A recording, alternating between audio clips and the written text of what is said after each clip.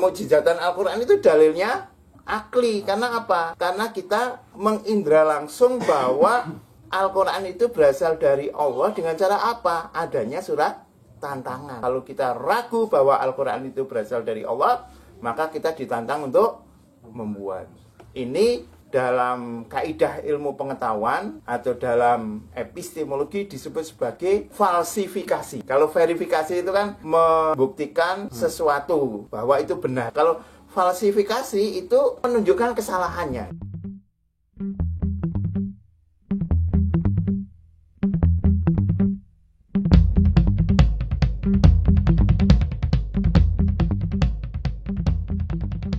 Nabi ketika di Gua Hira itu mau memakai wahyu kan juga belum ada itu.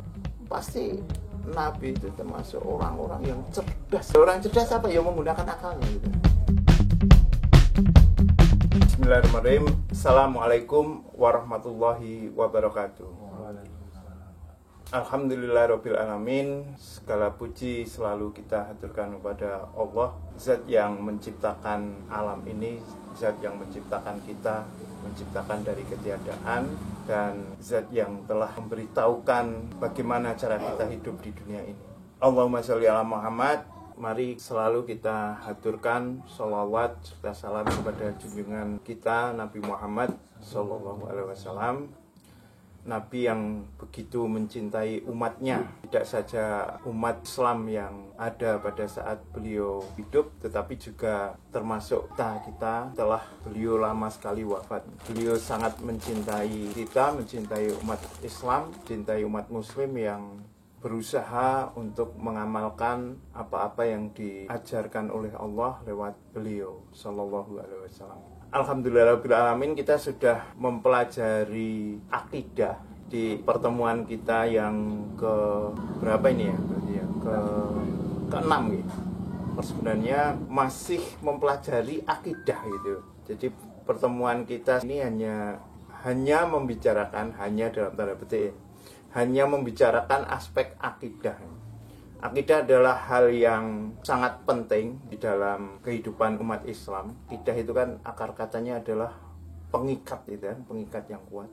Akidah itu adalah hal yang mendasari seluruh kehidupan umat manusia. Kalau akidah Islam ya melandasi atau menjadi pondasi kehidupan umat Muslim. Kalau akidah Kristen ya melandasi kehidupan umat Kristen. Kalau akidah kapitalisme yang melandasi kehidupan orang-orang kapitalis. Kalau akidah sosialisme yang melandasi kehidupan sosial maupun komunisme kan gitu. Jadi akidah bagi pengikat dalam artian umum itu adalah hal yang penting dalam artian menentukan kehidupan umat manusia. Nah, yang sudah kita pelajari ini itu adalah aspek akidah yang ilmunya khususnya untuk akidah pada keberadaan Allah itu seringkali disebut sebagai tauhid, bagaimana mengisahkan, dan sering dirumuskan kalau akidah secara keseluruhan yaitu rukun iman. Dan akidah ini dalam kajian-kajian Islam selalu menjadi landasan yang awal. Kalau kita mengklasifikasikan apa yang sudah kita pelajari, akidah itu ada yang berlandaskan argumentasi berdasarkan akal dan argumentasi berdasarkan kutipan. Kalau berdasarkan akal itu istilahnya adalah dalil akli. Argumentasi berdasarkan akal, dalil akli. Kalau berdasarkan kutipan itu dalil nakli. Yang dikutip tentu saja adalah sumber yang benar atau sumber yang pasti atau sumber yang qat'i. Kita kemarin sudah mempelajari pertanyaan pertama itu menghasilkan tentang keberadaan Allah. Ya, keberadaan Allah sebagai Al-Khaliq itu sudah kita pelajari. Ini memakai sumber atau dalil atau argumentasi berdasarkan akal. Berarti dalil akli keberadaan Allah. Keberadaan Allah tidak berdasarkan Al-Quran. Keberadaan Allah tidak berdasarkan Al-Quran. Karena kalau orang ditanya Kenapa kamu percaya pada Allah? Karena ada di dalam Al-Quran. Nanti ditanya lagi, kenapa kamu percaya pada Al-Quran? Karena Al-Quran berasal dari Allah. Kenapa kamu percaya pada Allah? Karena ada di Al-Quran. Nah, itu kan kampus UPJ ono wong gantung. Ono wong gantung. Olak-walik kan. Itu sama aja dengan misalnya ada orang punya Tuhan. Tuhannya namanya siapa ya? Zub misalnya lah ya. Zub nggak tahu itu. Biar nggak menyinggung Tuhan yang lain. Zub itu punya pengikut atau agamanya atau umatnya itu namanya umat apa ya? Umat Gliub. Zub Tuhannya, Gliub itu agamanya. Agama Gliub Tuhannya siapa? Zub. Nah, di dalam agamanya apa tadi namanya kalau lupa? Nah, apa? Gliub, agama Gliub itu punya kitab. Kitabnya namanya apa? Ziola. Ini ya juga ngarang spontan aja sih. Jadi kalau umat Gliub tadi ditanya, kenapa kamu percaya pada Zub? Karena Zub ada di dalam Giola. Lah kenapa kamu percaya pada Giola? Karena Giola itu dari Zub. Lah kenapa kamu percaya pada Zub? Ya karena Zub ada di Giola. Itu kan sama aja, itu kan berarti kan argumentasinya melingkar. Berarti argumentasi yang melingkar ini di dalam logika itu tidak bisa itu kan. Karena yang satu dikaitkan pada yang lain, sementara yang lain tadi dikaitkan pada yang satu itu. Ini A dikaitkan pada B, kok B mengkaitkan pada A, padahal A tadi belum ada itu kan. Itu berarti tidak bisa. Jadi keberadaan Allah berdasarkan dalil akli. Dalil aklinya apa ya? Dengan mengamati alam manusia, kehidupan yang terbatas dan tergantung, maka berasal dari Sang Pencipta yang tidak terbatas dan tidak tergantung. Oh iya, ini sekaligus menjawab salah satu jamaah YouTubiah ini yang ada di Finding Explorer channel yang tanya, kita kan sudah membahas masalah alam yang terbatas itu kan. Loh, bagaimana dengan alam rohani, alam malaikat, alam metafisika gitu. Metafisika itu nek di filsafat dengan di kehidupan sehari-hari beda jauh sih artinya. Ya dalam kehidupan itu aja ya. Alam metafisika, alam rohani atau alam goib atau alam baka gitu kan. Itu bagaimana gitu. Ada yang bertanya seperti itu. Nah ini jawabannya sekarang. Alam itu kan paling tidak bisa memiliki 3 arti. Alam itu bisa dalam artian hakikat atau natural atau sesuatu yang esensial atau sesuatu yang asli. Itu biasanya disebut alam atau alami. Di dalam bahasa Indonesia alami, kalau di bahasa Arab alam. Bahasa Inggrisnya nature. Nature dalam artian sesuatu yang alami, itu alam. Terus yang kedua, alam dalam artian semua selain al-khaliq, itu alam. Yang di dalam bahasa Indonesia sering dikatakan seru sekalian alam. Nah yang ketiga itu alam dalam pengertian hal yang terindra. Nah yang kita bicarakan ini adalah alam dalam pengertian hal yang kita indra, atau alam dalam pengertian universe. Ini sebenarnya universe bahasa Inggrisnya. Jadi ada matahari, bulan, bintang dan segalanya, termasuk apa yang ada di dalam bumi. Itu universe, itu alam. Nah, hal-hal yang terindra. Pengertian kita alam yang terbatas dan tergantung itu alam dalam pengertian universe ini. Keberadaan Allah itu menggunakan dalil akli. Selain keberadaan Allah yang ada di dalam dalil akli, yaitu tentang kemukjizatan Al-Quran. Ya, Al-Quran. Kemukjizatan Al-Quran itu dalilnya akli. Karena apa? Karena kita mengindra langsung bahwa Al-Quran itu berasal dari Allah dengan cara apa? Adanya surat tantangan. Kalau tidak percaya atau kalau kita ragu bahwa Al-Quran itu berasal dari Allah, maka kita ditantang untuk membuat. Ini dalam kaidah ilmu pengetahuan atau dalam epistemologi disebut sebagai falsifikasi. Kalau verifikasi itu kan membuktikan sesuatu bahwa itu benar. Misalnya air itu akan mendidih di dalam 100 derajat. Maka ya diverifikasi, dibuktikan itu air dididihkan, ambil termometer gitu 100 derajat dia akan mendidih. Itu verifikasi, mengecek kebenarannya. Kalau falsifikasi itu menunjukkan kesalahannya. Kalau tidak percaya bahwa air itu mendidih pada 100 derajat ya difalsifikasi. Loh ini belum 100 derajat kok wis mendidih. Berarti teori tadi bahwa air mendidih 100 derajat itu salah. Atau misalnya api itu panas, nggak percaya, difalsifikasi. Nggak percaya, yo dimeken. Oh, ternyata panas. Isi kapi sing kuwi. Ngesuk neh, aku ora percaya sing iki panas, sing iki mungkin ora panas. Dicoba meneh kok panas. Oh, berarti yo sing bener panas. Ora percaya neh, dimeken meneh kok panas meneh. Ya berarti dia mesti menerima bahwa kenyataannya api itu panas. Nah, Al-Quran yang menantang para peragu bahwa itu berasal dari Sang Pencipta itu diminta memfalsifikasi. Nek memang ora iso gawe, yo kuwi memang kebenarannya berasal dari Sang Pencipta. Kok ragu meneh? Ya nyoba meneh. Kok ragu meneh? Ya nyoba meneh. Kok ragu meneh? Meneh genine ngantek krasa kok panas meneh yo. Menjadi keniscayaan untuk percaya bahwa api itu panas. Itu Al-Quran berasal dari Sang Pencipta. Demikian juga kepada Nabi Muhammad SAW. Muhammad SAW ini menggunakan dalil akli. Karena apa? Karena Al-Quran itu adalah mukjizat, maka yang mendapatkan mukjizat itu adalah seorang Rasul. Yang mendapatkan mukjizat adalah seorang Nabi. Maka Nabi Muhammad SAW itu adalah benar adanya sebagai seorang Rasul. Ini kita peroleh berdasarkan dalil akli. Sebenarnya enggak ketiganya kan, kita juga sudah membahas tentang qada dan qadar itu kan. Qada dan qadar.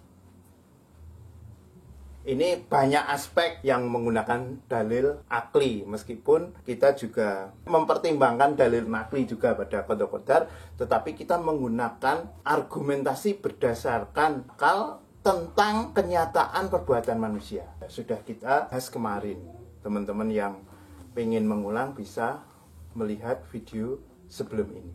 Itu dalil akli. Adapun yang dalil nakli atau argumentasi berdasarkan kutipan, kutipan itu hal-hal gaib yang lain, seluruh hal gaib.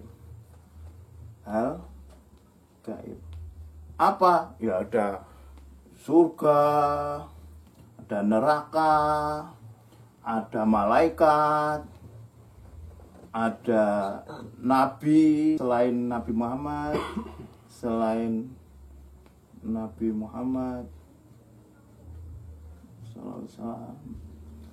setan itu jin dan manusia, itu kan, setan, jin. Ada yaumul hisab dan sebagainya. Hal gaib yang lain kita menggunakan dalil nakli, kutipan, tetapi yang kita kutip tidak sembarang kutipan. Yang kita kutip adalah apa? Sumber yang pasti.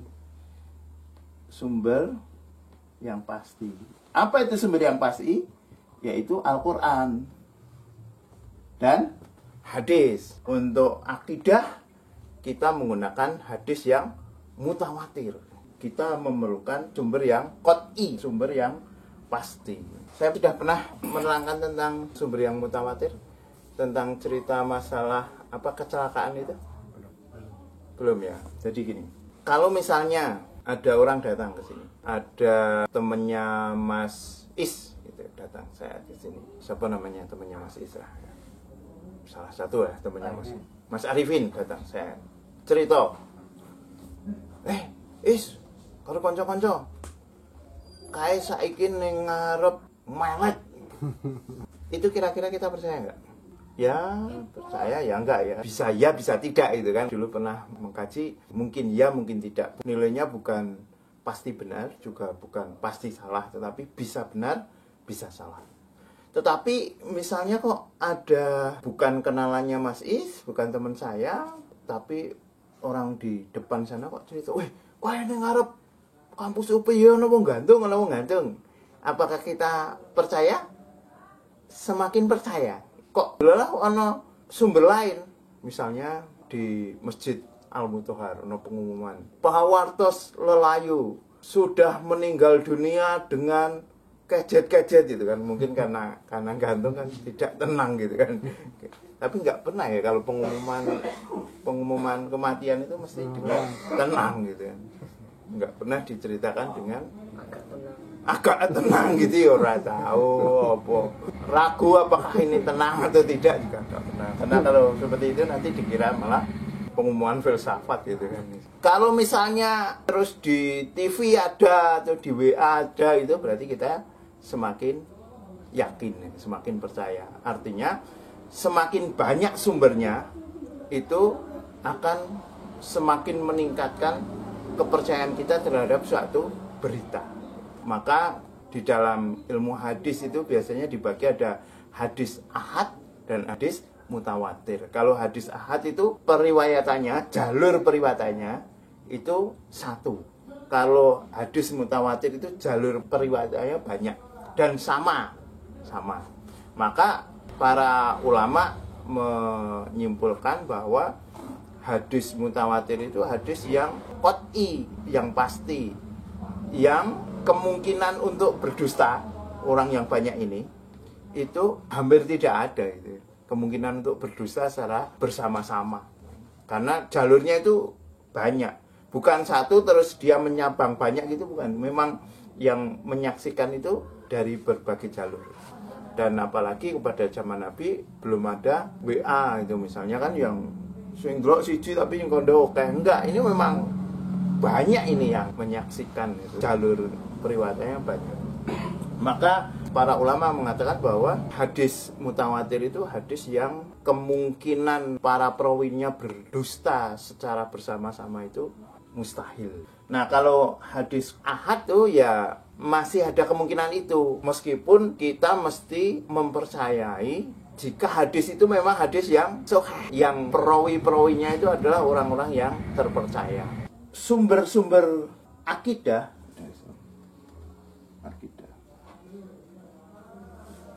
sumber akidah untuk hal-hal yang gaib itu pada sesuatu yang pasti, yaitu Al-Quran maupun hadis. Mengapa kita percaya pada keberadaan Nabi Sulaiman?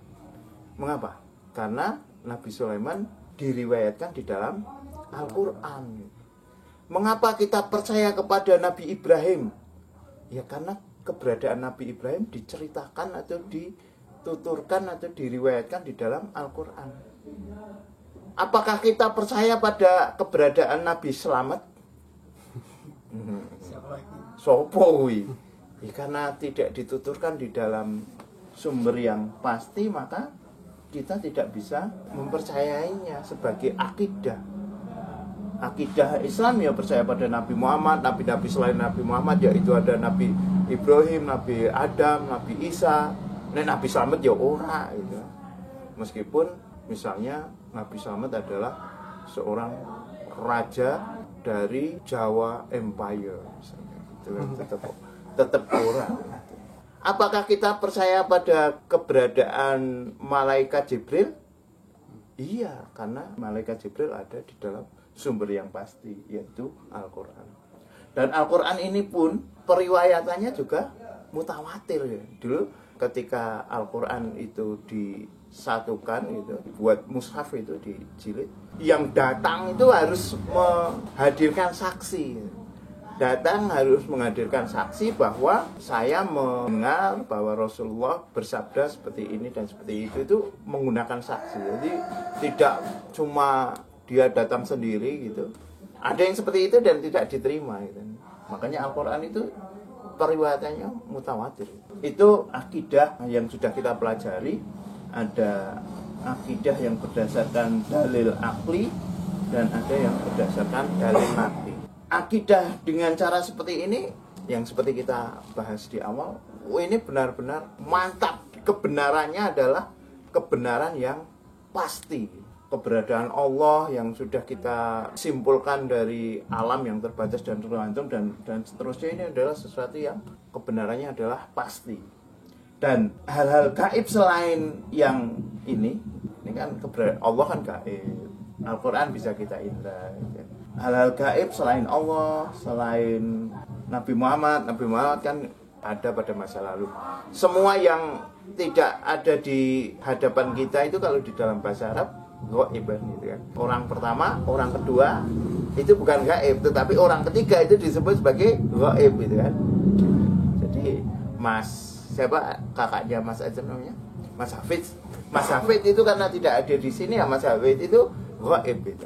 Nah, hal-hal yang tidak bisa kita indra dan kita tidak memiliki tanda untuk penginderaan atau tidak membeli dalil atau tidak memiliki suatu objek yang bisa mengantarkan kita pada keberadaan sesuatu yang gaib, kita mesti berdasarkan sumber yang pasti. Itu yang sudah kita pelajari. Kadang begini, kadang ada kontroversi di dalam akidah yang menggunakan dalil akli. Misalnya gini, loh, masa mempelajari Islam kok nganggo akal gitu. Jojo wi Mu'tazilah kan gitu kan. Langsung di Mu'tazilah. Padahal kalau kita mempelajari Mu'tazilah ya berbeda jauh. Mu'tazilah semuanya itu memakai akal. Kalau ini kita melihat ada ketidakmampuan otak gitu. Ada hal-hal tertentu yang otak itu tidak mampu menjangkau, yang ketika kita tidak memiliki informasi awal tentang sesuatu itu, gitu kan. Informasi awal itu kan bagian dari proses berpikir. Maka kita harus menerima dari suatu sumber yang pasti, yaitu Al-Quran dan hadis tadi. Ada yang mengatakan bahwa mempelajari Al-Quran kok berdasarkan akal. Padahal di dalam Al-Quran sendiri kita diminta untuk menggunakan akal kita gitu. Banyak sekali. Salah satunya a'udzubillahi minasyaitonirrajim. Inna fi khalqis samawati wal ardi wa ikhtilafil laili wan nahari la ayati liulil albab. Sesungguhnya dalam penciptaan langit dan bumi, wa ikhtilafil laili wan nahar, dan pergantian siang dan malam, la ayati liulil albab, adalah tanda atau ayat untuk orang yang berpikir gitu. Maka kita diminta menggunakan pikiran kita untuk mempelajari ini keberadaan Allah gitu. Itu kenapa menggunakan akal itu Al-Quran memang meminta. Dan kita bisa merekonstruksi begini. Kalau kita tidak boleh menggunakan akal, kira-kira Abu Bakar radhiyallahu anhu ketika belum mendapatkan Islam, ketika Nabi Muhammad belum menyampaikan wahyu-wahyunya kepada Abu Bakar dan meminta Abu Bakar beriman, kira-kira Abu Bakar menggunakan apa? Saat itu memang ada agama Hanif, tapi dilacak itu sudah susah. Ada seorang sahabat yang mencoba melacak itu aja nggak dapat kan. Saat itu di Mekah kondisinya sudah nggak karuan. Percaya pada Allah, tetapi juga mempercayai berhala-berhala, patung-patung. Masih ada ibadah haji, tetapi caranya sudah tidak seperti pada masa Nabi Ibrahim. Ada yang tawaf sambil telanjang. Nah, itu apa yang digunakan oleh Abu Bakar? Kalau menggunakan Al-Quran, Al-Quran belum ada. Demikian juga Nabi ketika di Gua Hira itu mau memakai wahyu kan juga belum ada gitu. Pasti Nabi itu termasuk orang-orang yang cerdas. Orang cerdas apa? Yang menggunakan akalnya gitu. Tetapi akal saja itu paling banter itu mendapatkan bahwa alam ini ada yang menciptakan. Alam yang terbatas dan tergantung ini ada penciptanya. Tidak bisa sampai mengerti ada yaumul hisab, itu nggak tahu. Itu pasti dari nakli itu. Tidak ngarang. Kalau ngarang menggunakan perasaan. Demikian juga ketika Nabi Ibrahim sebelum mendapatkan wahyu, siapa ya Tuhan ini? Bulan kok tenggelam ya? Matahari yang lebih gede, lah kok tenggelam ya? Itu apa itu? Itu belum ada wahyu itu. Yang dipakai ya akalnya, karena manusia memang diberikan akal oleh Allah untuk memikirkan keberadaannya. Nah, demikian juga sekarang kalau ada orang tidak percaya pada Al-Quran, tidak percaya pada Nabi Muhammad, bahkan ateis. Misalnya ada orang ateis, misalnya Mas Diksan ketemu orang ateis, ngobrol, diskusi panjang lebar tentang agama, tentang teologi dan sebagainya. Langsung Mas Diksan, "Oh iki lho Al-Qur'an, muni ini. So ono yang mau hisab. Kowe arep dihisab, ora percaya om dia enggak percaya pada Tuhan." Maka yang dilakukan apa? Ya mengajak diskusi pada alam ini. Menunjukkan bahwa alam ini terbatas dan tergantung, untuk menarik kesimpulan bahwa yang terbatas dan tergantung ini berasal dari zat yang tidak terbatas dan tidak tergantung, yaitu Al-Khaliq, yaitu Allah Subhanahu wa Ta'ala. Berangkatnya dari sana, tidak dari Al-Quran. Itu makanya ini termasuk dalil akli. Itu kira-kira tentang akidah.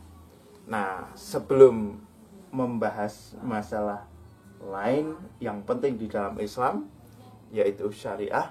Mari kita diskusikan dulu tentang akidah ini. Monggo Mas Is, Mas Diksan, Mas Azam, kalau ada pertanyaan silakan. Nggak ada? Kalau nggak ada, saya teruskan ya. Nah, kalau kita mempelajari Islam, banyak cara mengklasifikasikan. Ini salah satu klasifikasi paling besar. Ini di sini akidah yang sudah kita pelajari tadi. Akidah. Nah, ini syariah. Kalau akidah itu persoalan-persoalan pikiran, persoalan-persoalan yang ada di dalam pikiran kita. Dengan demikian juga di hati gitu ya. Karena hati itu sudah kita pelajari itu, kalau istilah saya, pikiran yang terinternalisasi gitu kan.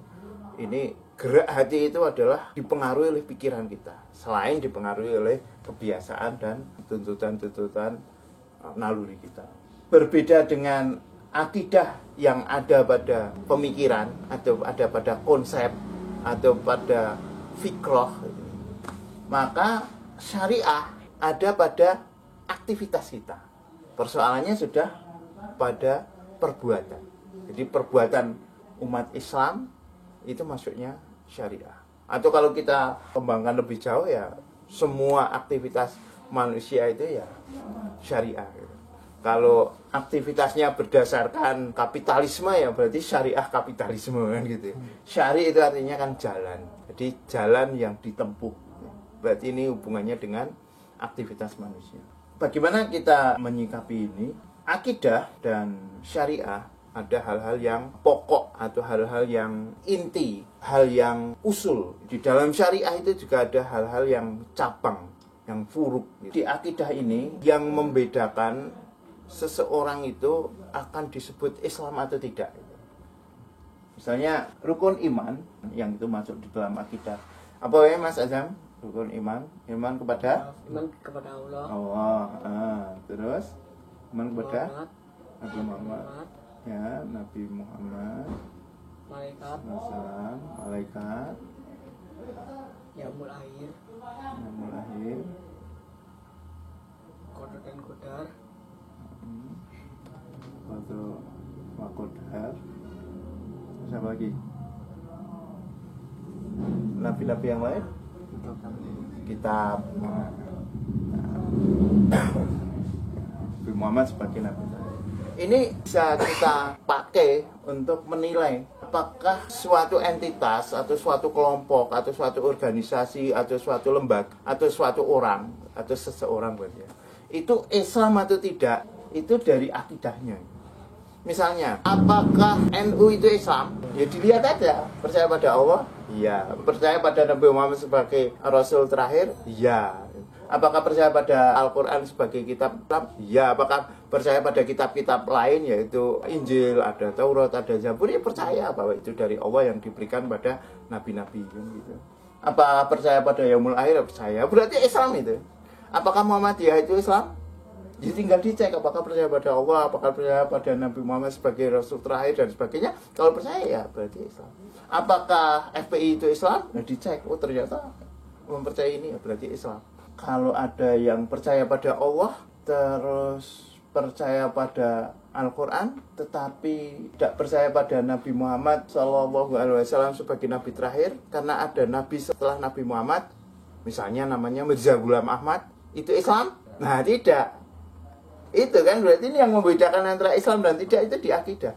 Misalnya, percaya pada Allah, percaya pada kitab Al-Quran, pada Yaumil Akhir percaya bahwa Nabi Muhammad itu Nabi, tetapi sebenarnya Jibril itu salah memberikan wahyu, sebenarnya tidak mau diberikan kepada Nabi Muhammad, salah keselaru, sebenarnya mau diberikan kepada Ali. Nah apakah itu Islam? Nah bukan gitu. Jadi kita melihat apakah suatu entitas itu Islam atau tidak, itu berdasarkan akidah itu. Kalau berbeda, ya memang bukan Islam. Nah kalau syariah dimungkinkan pada hal-hal yang furuk atau hal yang cabang, dimungkinkan perbedaan antara satu muslim dengan muslim yang lain sejauh berdasarkan Al-Quran maupun hadis. Lalu di dalam syariah, terutama hal-hal yang cabang. Misalnya, apakah yang sholat subuhnya menggunakan kunut itu Islam? Nah, kita lihat kunutnya ada di Al-Quran atau hadis? Enggak ada. Akidahnya Islam, berarti Islam. Yang tidak memakai kunut, apakah itu Islam? Lah, tidak memakainya kunut dalam sholat subuh itu berdasarkan Al-Quran dan hadis enggak? Oh, berdasarkan Al-Quran dan hadis. Akidahnya apakah akidah Islam? Akidah Islam berarti Islam. Nah, gitu. Nah, makanya di dalam syariah itu nanti kita akan melihat 3 hal yang kita pakai untuk menetapkan suatu pendapat kita jika terjadi perbedaan. Kan di sini kan berarti ada perbedaan. Nanti kita akan melihat suatu pendapat yang benar, pendapat yang khata, pendapat yang batil. Ini kita akan melihat ini. Karena di sini memungkinkan adanya perbedaan.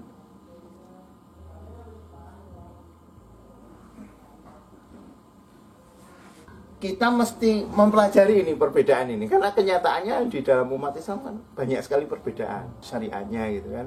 Ada yang sholat subuhnya pakai kunut, ada yang tidak, ada yang setelah sholat ada yang salaman, ada yang tidak gitu kan, macam-macam kan. Banyak sekali perbedaan. Nah, kita mesti melihat ini. Dan cara mensikapi perbedaan ini juga mesti mengikuti apa yang diperintahkan Nabi. Kan semua aktivitas manusia kan kita sudah mempelajari kan kemarin kan. Semua aktivitas manusia agar kita di yaumul akhir ini sukses mempertanggungjawabkan apa yang sudah kita lakukan, maka kita berjalan sesuai dengan Al-Quran dan hadis atau sesuai dengan ajaran Islam yang disampaikan Nabi Muhammad SAW, yang aturan-aturan itu berasal dari Allah. Nah, bagaimana dengan perbedaan? Nah, kita mempelajari kalau ada perbedaan itu bagaimana. Ternyata perbedaan itu sudah ada sejak zaman sahabat. Alhamdulillah sudah ada, karena ini sekaligus sebagai contoh, sebagai pola kalau umat Islam mengalami perbedaan pendapat itu bagaimana sikap kita. Dulu itu ada peristiwa setelah perang Khandaq. Perang Khandaq itu perang parit itu kan, perang parit ketika umat Islam dikepung oleh berbagai kelompok itu kan di Khandaq itu parit. Sebut juga sebagai perang Ahzab, perang Ahzab. Ahzab itu jamak, tunggalnya hizib. Hizib itu kan kelompok, hizib itu kelompok atau partai. Ahzab itu kelompok-kelompok. Nah, ini ada Quraisy, ada Yahudi, dan beberapa suku Arab yang lainnya mengepung umat Islam yang ada di Madinah. Di pojokan Madinah itu kan ada suku Bani Quraisyah, bentengnya Bani Quraisyah. Yahudi Bani Quraisyah itu kan berkhianat dengan mencoba menyusup dari dalam untuk membantu para penyerang ini. Singkat kata, karena ada perpecahan dari dalam dan ada angin ribut dan sebagainya, setelah ini semuanya pergi. Nabi Muhammad kan sudah melepas baju besinya, sudah mencantelkan pedangnya. Terus Jibril datang, malaikat Jibril datang mengatakan bahwa kami belum selesai, masih akan ke sana itu. Ke sana itu di Bani Quraisyah ini karena ada pengkhianatan itu. Maka Nabi bergegas menyiapkan para sahabatnya untuk pergi ke Bani Quraisyah. Tetapi dipesan, gini pesannya, kalian jangan sholat asar kecuali di Bani Quraisyah. Jangan sholat asar kecuali di Bani Quraisyah. Waktunya ini kan sudah siang ini kan, sudah duhur ini kan, sudah selesai sholat duhur ini. Dalam perjalanan, ternyata di tengah jalan sudah masuk waktu asar. Kelompok sahabat ini terbagi 2. Yang satu mengatakan gini, ini sudah masuk asar, mari kita sholat. Kita harus sholat ini, karena sudah masuk asar. Terus yang satu, nggak bisa, kan Nabi sudah jelas-jelas menyatakan bahwa kita jangan sholat asar kecuali di Bani Quraisyah. Berarti nanti sampai Bani Quraisyah itu kita sholat asar. Tetapi yang lain mengatakan, oh enggak, itu maknanya kita itu harus cepat-cepat gitu. Sebelum asar itu kita sudah sampai di Bani Quraisyah. Harus cepat ini, karena persoalan ini harus cepat diselesaikan. Ini kan persoalan pengkhianatan, ini bahaya ini untuk keamanan Madinah, berbahaya ini. Maka harus cepat-cepat gitu. Artinya kita harus cepat ke sana, tetapi kenyataannya di jalan itu sudah asar, maka ya kita mesti sholat asar dulu, karena sholat awal itu adalah sesuatu yang mulia. Nah, maka terbagi dua. Yang satu sholat asarnya ditunda sampai ke bentengnya Bani Quraisyah, yang satu sholat di jalan karena sudah masuk waktu asar. Tadi ada perbedaan pendapat ini. Terus merampungkan persoalan ini. Nah, setelah pulang itu baru lapor kepada Nabi, menyatakan bahwa ada begini dan begitu. Apa yang Nabi tidak menyalahkan keduanya. Tidak menyalahkan keduanya. Karena kedua-duanya kan memakai apa yang diperintahkan Nabi. Yang satu itu tidak sholat karena memakai sabdanya Nabi untuk sholat di Bani Quraisyah, maksudnya tidak sholat di jalan ini, sholatnya di Bani Quraisyah. Nah, yang satunya lagi juga memakai ajarannya Nabi, yaitu sholat di awal waktu kan gitu. Maka dua-duanya tidak dipersalahkan. Ini kan mirip dengan ketika hukum berijtihad itu kan. Kalau berijtihad itu benar, nilainya berapa? 2. Kalau salah 1 kan, tidak mendapatkan dosa gitu kan. Tapi ijtihad itu harus memenuhi syarat, misalnya menguasai Al-Quran, menguasai Al-Hadis, menguasai bahasa Arab. Orang menguasai bahasa Arab kok main ijtihad ya, iso kan gitu. Kita bisa merumuskan begini jika terjadi perbedaan. Pertama, jika kita memiliki pendapat yang itu berdasarkan Al-Quran dan hadis, dan itu kita anggap sebagai pendapat yang tepat, maka itu adalah pendapat yang benar. Dan kita mesti menjalankan itu. Kita mesti menjalankan suatu pendapat yang berdasarkan Al-Quran dan hadis, dan kita anggap sebagai suatu pendapat yang tepat. Orang yang mengatakan bahwa sholat asarnya itu harus di awal waktu, para sahabat yang sholat di awal waktu, ini mengatakan bahwa ini pendapat yang benar, dan harus melaksanakan sholat di awal waktu. Sahabat yang mengatakan sholatnya di perkampungannya Bani Quraisyah, yang mengatakan bahwa sholatnya ada di sana itu. Dan itu adalah pendapat yang benar. Maka melakukan yang dianggap benar. Adapun pendapat lain yang tetap menggunakan Al-Quran dan hadis, pendapat lain yang tetap menggunakan Al-Quran dan hadis, tetapi tidak kita nilai sebagai pendapat yang tepat, itu merupakan pendapat yang khotok. Pendapat yang khotok yang tetap menggunakan Al-Quran dan hadis, itu kita sebut sebagai pendapat yang Islami. Tetapi kita tidak boleh melakukan. Kita nggak boleh melakukan. Sahabat yang mengatakan bahwa harus sholat di awal waktu, ya tidak boleh menunda sampai ke perkampungannya Bani Quraisyah. Sahabat yang mengatakan sholatnya di Bani Quraisyah, ya tidak boleh sholat di jalan itu. Karena pendapat yang khotok itu tidak boleh dilakukan, tidak boleh dijalankan. Tetapi kita harus mengatakan bahwa itu pendapat yang Islami, karena itu tetap berdasarkan Al-Quran dan hadis. Contoh zaman sekarang misalnya, jika ada yang berpendapat bahwa sholat subuh itu memakai kunut dan menggunakan berbagai dalil di dalam Al-Quran maupun hadis, maka sholat subuhnya harus pakai kunut. Kecuali kalau dia menjadi makmum dan imamnya tidak pakai kunut. Masuk imamnya orang kunut tak kunut dewe, imamnya wis sujud. Karena seorang makmum itu harus mengikuti imam. Kalau imamnya pakai kunut, ya makmumnya pakai kunut meskipun dia mengatakan tidak wajib pakai kunut. Demikian juga sebaliknya. Kalau imamnya tidak pakai kunut, biasanya pakai kunut, ya dia tidak pakai kunut. Nah, sebaliknya, kalau dia mengatakan bahwa sholat subuh itu tidak pakai kunut, dan itu berdasarkan Al-Quran dan hadis, maka dia tidak memakai kunut. Dia mengatakan itu pendapat yang benar.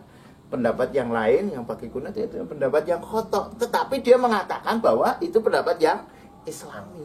Oleh para imam besar dikatakan bahwa Imam Syafi'i mengatakan, pendapatku ini adalah pendapat yang benar, tapi ada kemungkinan salah. pendapat mereka adalah pendapat yang salah, tetapi ada kemungkinan benar. Artinya apa? Mereka masih menggunakan Al-Quran dan hadis. Nah, yang batil ini nggak boleh. Ini tidak berdasarkan Al-Quran maupun hadis. Lah sing bener salat subuh nganggo kunut apa ora nganggo kunut? Sing bener iki ya ora usah salat subuh. Mergane marake tambahi gawean. Nah, itu. Atau sing bener ki salat subuh ki yo ping 5 karo olahraga. Nah, itu orang nganggo Al-Qur'an dan hadis, itu namanya batil. Itu nggak boleh dipakai. Atau kita pakai suara terbanyak. Nganggo salat ora iki, salat subuh ora iki. Dihitung ana wong 10 sing 7 salat, sing 3 ora salat. Berarti kesimpulan semuanya salat. Nah, salat berdasarkan suara terbanyak. Itu bukan Al-Qur'an dan hadis. Itu meskipun salat tetap batil kan gitu kan. Sholat itu meskipun satu orang ya tetap wajib sholat gitu. Jadi pendapat yang benar itu berdasarkan Al-Quran dan hadis, dan kita pahami sebagai sesuatu yang tepat. Yang khotok itu menggunakan Al-Quran dan hadis tapi tidak tepat menurut kita, dan kita tidak boleh mengatakan itu pendapat yang di luar Islam, tetap mengatakan Islam. Nah, kalau sudah begini kita orang gampang bukan kafir ora gitu loh. Si nganggo Al-Qur'an hadis ora. Oh iya nganggo Al-Qur'an hadis, tapi beda cara maknanya. Tapi juga sekaligus kita bisa tegas, orang nganggo Al-Qur'an hadis, oh berarti udah Islami. Udah Islami. Meskipun itu dikeluarkan oleh orang yang dianggap sebagai cendekiawan Islam. Tapi kalau orang nganggo Al-Qur'an dan hadis untuk perbuatan-perbuatan yang dilakukan manusia, perbuatan ibadah yang dilakukan umat Islam kok tidak memakai Al-Quran dan hadis, ya jelas itu pendapat yang batil, yang salah. Itu perbedaan akidah dan syariah dan bagaimana kita menyikapinya. Besok kita akan melihat Islam ini dengan cara pembagian yang berbeda lagi. Monggo kita diskusikan. Monggo kalau ada pertanyaan. Insya Allah untuk besok kita akan melihat aspek di dalam Islam dengan pemetaan yang berbeda. Kita akan melihat bagaimana umat Islam ini, seorang muslim itu dari aspek hubungannya dia dengan Allah, hubungan dia dengan dirinya sendiri maupun hubungan dia dengan manusia yang lain. Sementara kita dalam pembagian akidah dan syariah. Akidah inilah yang membedakan apakah dia orang Islam atau bukan. Dan syariah ini adalah seluruh perbuatan manusia yang mesti dijalankan berdasarkan Al-Quran maupun hadis. Kita juga besok mungkin sebelum ke pembahasan itu, atau kalau masih mungkin sekarang, bagaimana standar perbuatan manusia di dalam syariah ini. Monggo, ada pertanyaan nggak? Kalau nggak mungkin saya berikan sedikit standar perbuatan manusia. Bagaimana standar perbuatan manusia? Setiap perbuatan manusia memiliki standar yang biasanya dipakai adalah perbuatan baik atau buruk. Ini sebenarnya terkait dengan pertanyaannya Mas Is dulu. Kebaikan itu bagaimana itu kan? Tapi panjang sekali sih kalau saya. Mas Fajar juga wis kantuk banget. Atau anak aja ya, pekan depan nggak apa-apa ya. Pekan depan daripada nanti saya menerangkannya dengan tergesa-gesa, dan kayaknya Mas Is juga perlu banyak istirahat ini habis perjalanan. Mas Diksan ini yang masih seger ini.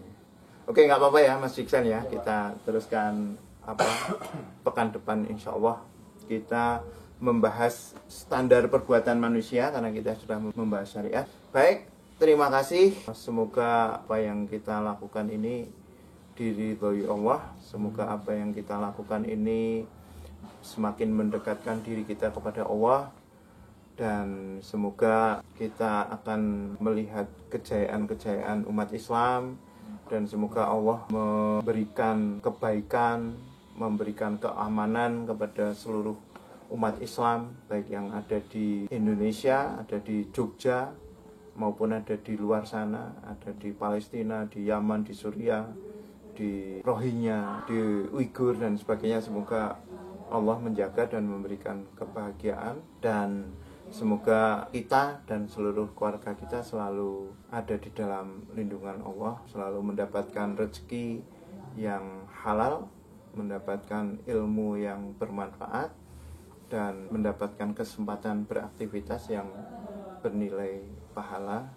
Dan semoga Allah membukakan pintu-pintu surga kepada kita dan keluarga kita, baik anak, istri, bapak, ibu, saudara kandung, saudara-saudara kita yang lain maupun saudara kita yang seiman, seluruh umat muslim. Terima kasih. Assalamualaikum warahmatullahi wabarakatuh.